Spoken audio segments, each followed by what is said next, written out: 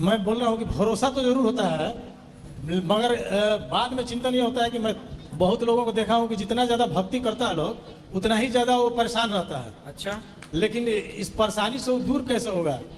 भक्ति करने वाला परेशान रहता है। बहुत ज्यादा, हम बहुत तो ज्यादा भक्ति हम करने तो नहीं वाला- है परेशान। मैं तो आपको देख करके मैं नहीं कहूंगा कि मैंने परेशान नहीं है। नहीं, हम तो परेशान नहीं है। वृंदावन में तमाम संत रहते जी। हैं, भक्ति खूब करते हैं, कोई परेशानी नहीं है, सब आनंद से रह रहे हैं, हर जगह हैप्पी है, प्रसन्न है। लेकिन मैं बहुत लोगों को देखा हूँ गुरुजी। वो भक्त नहीं है बेटा, वो भक्त का स्वांग रच रहे हैं। जी। क्या सुदामा जी दुखी थे? दुखी तो थे, उनका पूरा परिवार दुखी था। क्या दुख था? दुख यही था कि एक टाइम का खाना भी नहीं मिलता था उनको। अच्छा अब प्रभु की सेवा में लगे रहते थे। अच्छा, तो बताओ सारी परेशानी जिंदगी तो- फिर सारी जिंदगी दुखी था, सुदामा को अंत में मिला नहीं फल? जी मिला। फिर तो परिणाम आप साल भर पढ़ते हो जी। तब ना जाके आखिरी में आपके एग्जाम होते हैं और अंक आते हैं। जी। पहले ही दिन आप पढ़ने स्कूल गए तुरंत 100 नंबर मिल जाएंगे क्या? तो मैं ऐसे लोगों को देखा हूँ कि वो शुरू से भक्ति करते करते चले गए। ऐसा नहीं है, सुनो। उनके उनके परिवार को भी मैं देख रहा हूँ कि आज दुखित है। देखो सुदामा जी को आप कह रहे हैं दुखी हैं, देखो खाना पीना अपनी जगह है, जी। चूल्हा नहीं जलता था सुदामा जी का, ये अलग विषय है। देखो दुखी वो व्यक्ति नहीं, जैसे आज मेरे पास खाने को नहीं है, उदाहरण, जी। जरूरी थोड़ी है कि खाने को नहीं है तो मैं दुखी हूं। भाई मेरे पास नमक रोटी है, मैं नमक रोटी खा के बहुत खुश हूं। आज संतों को देखिए वृंदावन में फुटपाथ पर रहते हैं, 4 घर से रोटी मांग के लाते हैं, खाते हैं और खूब कृष्ण कृष्ण का जाप करते हैं। आप लोग अच्छा खासा कमाते हो जी। आप लोग अच्छे खासे घर में रहते हो, फिर भी इतना नहीं हंसते, फिर भी इतने खुश नहीं है जितना संत लोग नमक रोटी खा करके खुश हैं।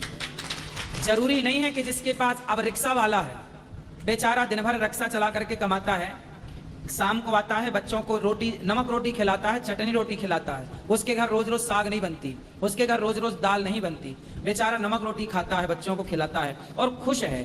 भाई जो व्यक्ति खुश है, चाहे आप झोपड़ी में हैं, आप झोपड़ी में हैं और खुश हैं, और एक व्यक्ति महलों में है और वो महलों में रह के भी खुश नहीं है, तो आप सुखी किसे मानेंगे? जो महलों में रह करके परेशान है वो सुखी है, या जो घास की झोपड़ी में रह करके खुश है? सबसे बड़ी दौलत क्या है? पैसा दौलत नहीं है साहब, ये कागज के टुकड़े दौलत नहीं है, ये जरूरतों के लिए है। सबसे बड़ी दौलत है आपके होठों की मुस्कान। आप खुश कितने हैं? सुदामा सुदामा सुदामा 4-4 दिन चूल्हा नहीं जलता था।